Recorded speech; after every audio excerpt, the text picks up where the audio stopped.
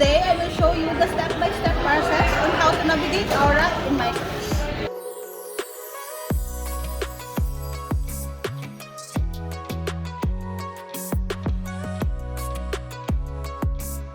So today we will do the quick enrollment.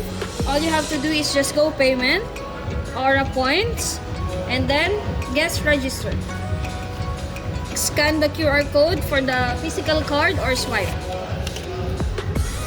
Then it will ask for the details of the guest. Let's put Mr.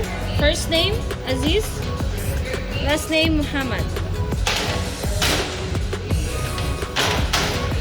And of course the mobile number.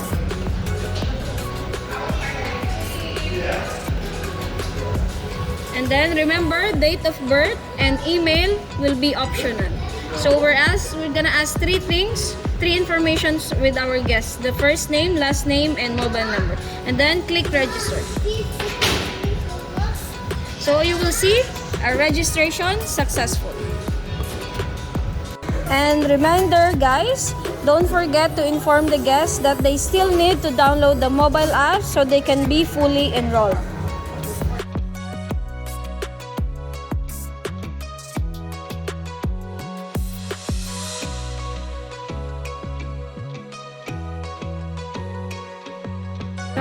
So guys, next thing we will show you how to link an Aura to a transaction. So let's just punch example build your own. And then go to payment, Aura points, validate the card or validate the phone number or email address. Let's just scan or swipe the card.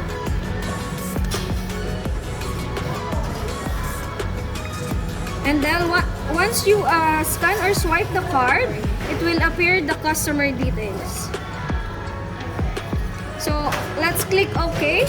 Once you click OK, it will link the Aura to a transaction.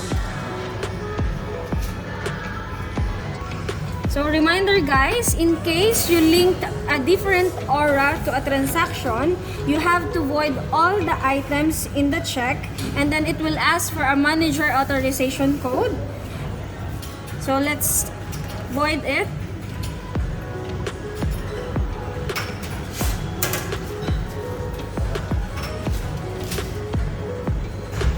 And then make sure that the check is zero value, and then after that we can close the check as zero.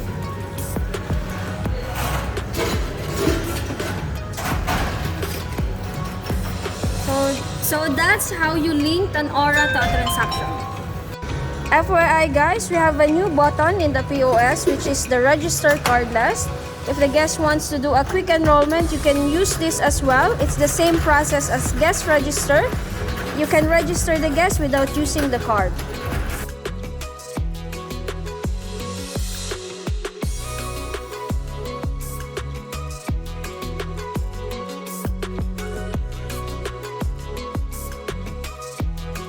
Alright guys, the next thing that we will do is the profile retrieval. All we have to do is just go payment, Aura points, and then we have to validate the card or validate the phone number or email address. So right now we have to validate the card. Just scan or swipe the card.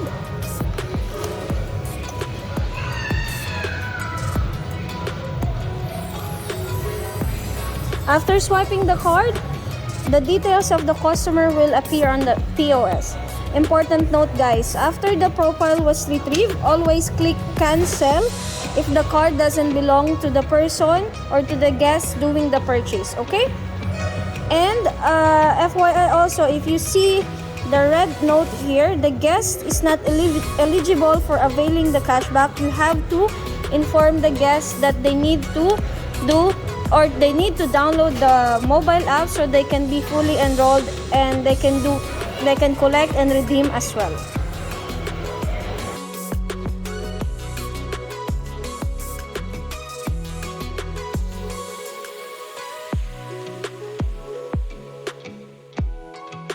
Hi guys! So today we were going to show you how the coupon offer redemption works. So right now we have an ongoing coupon about the one signature pizza, and then we will get a free brownie. So here in the POS we were going to show you how to navigate in the POS. Okay.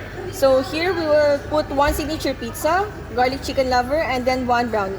And after that, just go to payment, then Aura points, and validate the card.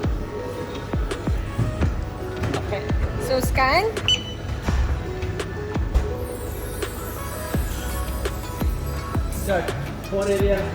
Okay, and the guest details will going to show. Then just click OK. And then to redeem the coupon, just go click the redeem voucher. And then scan the QR code that you have in your Aura app.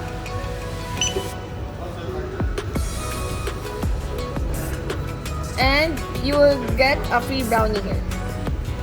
Okay guys, and then just close the transaction with the desired tender type of the guest.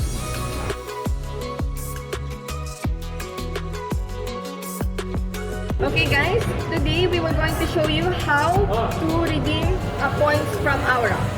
Okay, so here we were going to buy like a one brownie. And after that, just go to payment, then go to Aura points.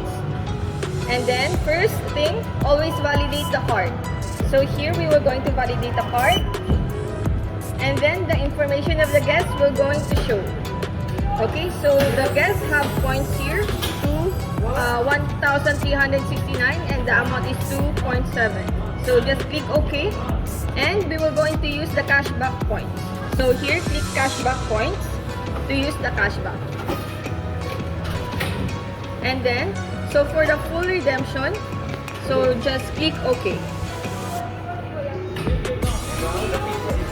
So that's how you do the transaction for full cashback redemption.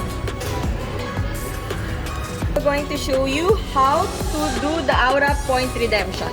Okay, so now we were going to punch one item. So I'll click one brownie, then go to payment. And guys, in case that the guests have an Advantage card, so swipe the Advantage card first, then use the Aura points. Okay, so let's do that one.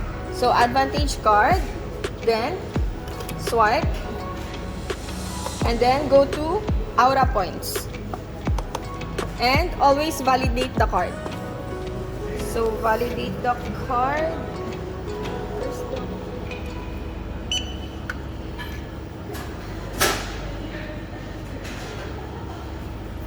Okay, so now here the guest of the information of the guest will going to appear. Then just click OK.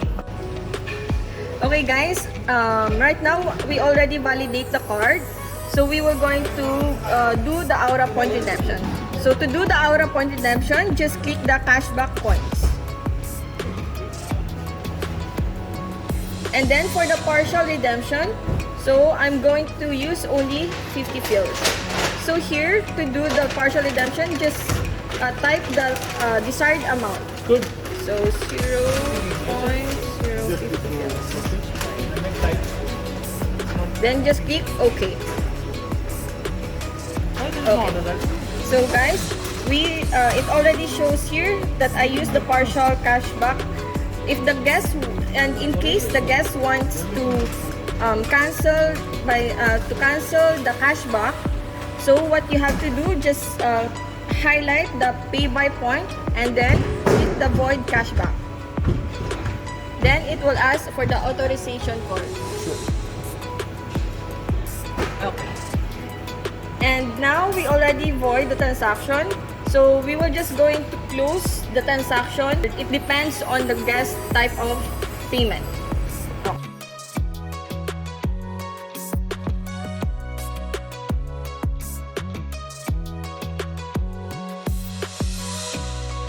Alright guys, the next thing that we will do is the profile retrieval. All we have to do is just go payment, Aura points, and then we have to validate the card or validate the phone number or email address. So right now we have to validate the card.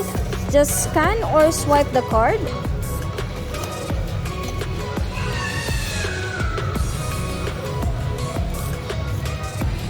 After swiping the card, the details of the customer will appear on the POS. Important note guys, after the profile was retrieved, always click cancel if the card doesn't belong to the person or to the guest doing the purchase, okay? And FYI also, if you see the red note here, the guest is not eligible for availing the cashback. You have to inform the guest that they need to do, or they need to download the mobile app so they can be fully enrolled and they can collect and redeem as well. Okay guys, the next thing that we will do is the lost or damaged card. In case the guest came in our store and asked for a new card for the lost or damaged card. So all you have to do is just go payment and then Aura points and then validate phone. Let's just put the phone number of the guest.